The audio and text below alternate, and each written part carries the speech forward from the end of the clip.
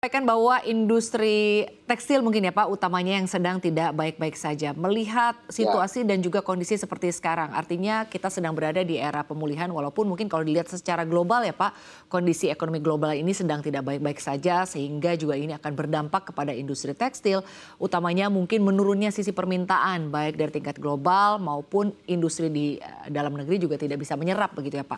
Anda sendiri ya, melihatnya sebetulnya apa Pak yang menjadi akan masalah yang paling mendasar Pak dari krisis yang terjadi pada sektor tekstil, utamanya kalau kita lihat seperti perusahaan Sritex yang akhirnya dinyatakan pailit. ya. Sebenarnya yang paling mendasar akar permasalahannya adalah di kebijakan dan regulasi, Mbak Sinta ya. Walaupun kalau itu saya akan sampaikan terlebih dahulu sebenarnya berawal dari mana. Jadi sejak tahun 2020 pandemik terjadi ya di Indonesia dan secara global, itu juga mengakibatkan terjadinya penurunan dari permintaan. Kemudian yang kedua, sesungguhnya di 2021 kita tuh sudah mau take off ya.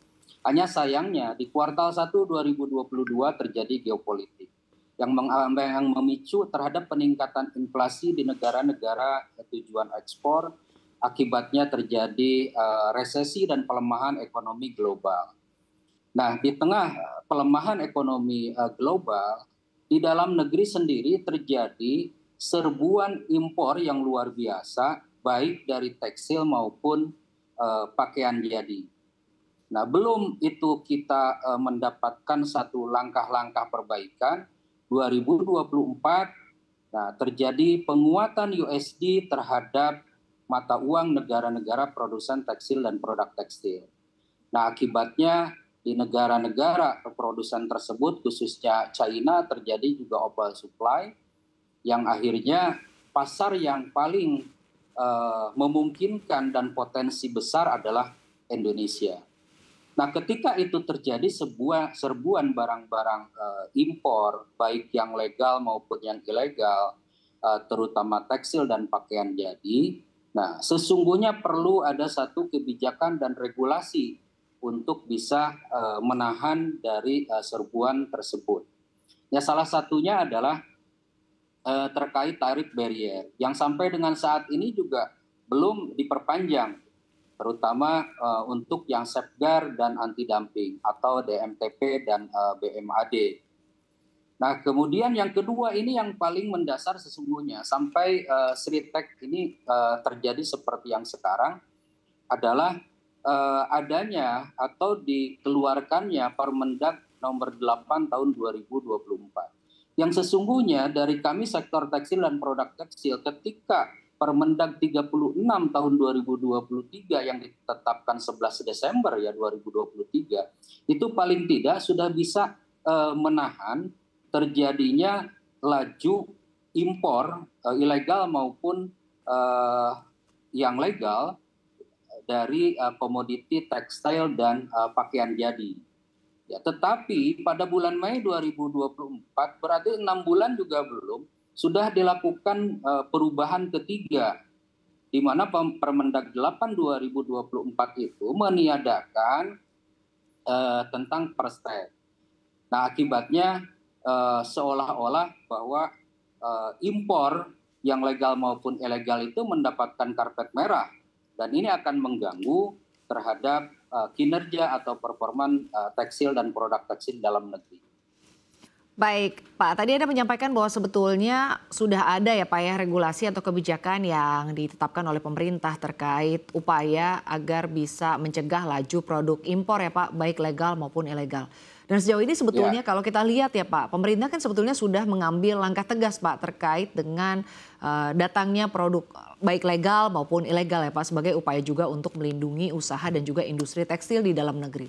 Tanggapan Anda Pak terkait dengan sebetulnya apakah regulasi ini masih kurang tepat atau perlu ada peraturan lain lagi dari Permendag terkait dengan banjirnya produk impor Pak?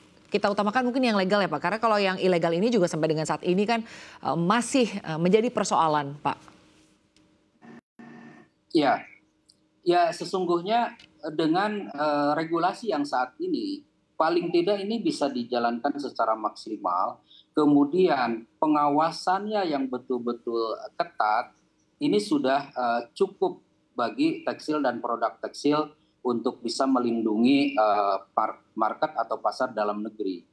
Nah, permasalahannya ketika regulasi itu pun ada, katakanlah misalkan Permendag 36 tahun 2023 ataupun dari sisi BMTP maupun BMAD, tetapi kalau tidak dilakukan pengawasan itu secara intens, secara maksimal, itu juga akan sama saja. Apalagi ketika tidak ada regulasinya.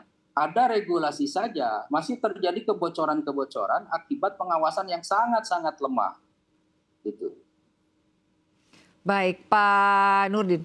Tapi melihat ya Pak, artinya pemerintah nampaknya saat ini juga memberikan perhatian Pak kepada Sritex begitu ya. Karena kalau kita lihat Sritex ini sudah dinyatakan pilot. Dengan pilotnya Sritex begitu Pak, ini kan ada ancaman juga industri tekstil lainnya mungkin akan mengalami nasib yang serupa ya Pak. Saat ini mungkin industri tekstil di tanah air sedang menjerit ya, apalagi ada permintaan juga artinya dari pihak buruh atau pegawai untuk menaikkan upah minimum.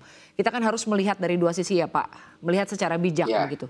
Melihat dari sisi industri maupun melihat dari sisi adanya ancaman layoff yang berkelanjutan. Terkait dengan hal ini Pak, langkah pemerintah dalam upaya untuk bisa menyelamatkan Sritex ini seperti apa yang paling ideal untuk saat ini Pak? Karena ketika misalnya nanti ternyata Sritex pilot lalu kemudian bangkrut, karena pilot itu Pak tidak semerta-merta perusahaan dinyatakan bangkrut ya Pak. Nah, bagaimana tanggapan Anda terkait dengan hal ini? Sebenarnya istilah penyelamatan itu agak terlambat ya Mbak Sinta. Yang sesungguhnya kita perlukan adalah awalnya adalah perlindungan.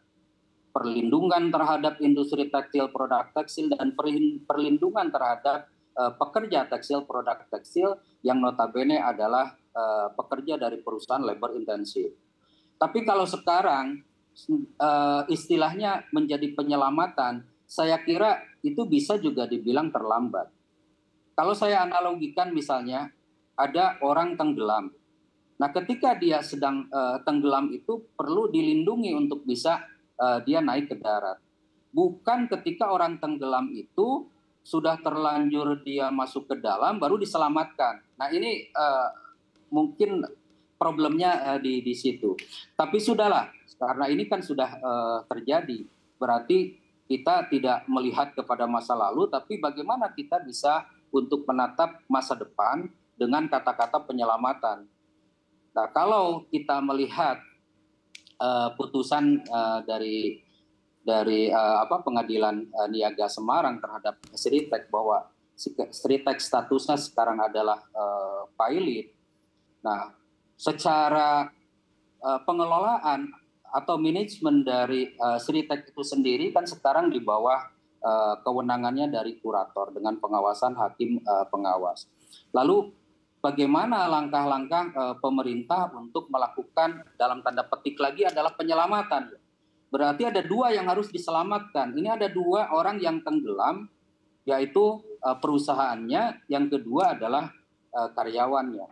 Di sisi lain perusahaan harus tetap beroperasi. Sementara di sisi lain karyawan juga harus tetap mendapatkan satu kesempatan untuk bekerja. Ataupun kalau satu waktu ternyata memang itu harus diberhentikan, ya tentu hak-haknya juga harus terpenuhi ya.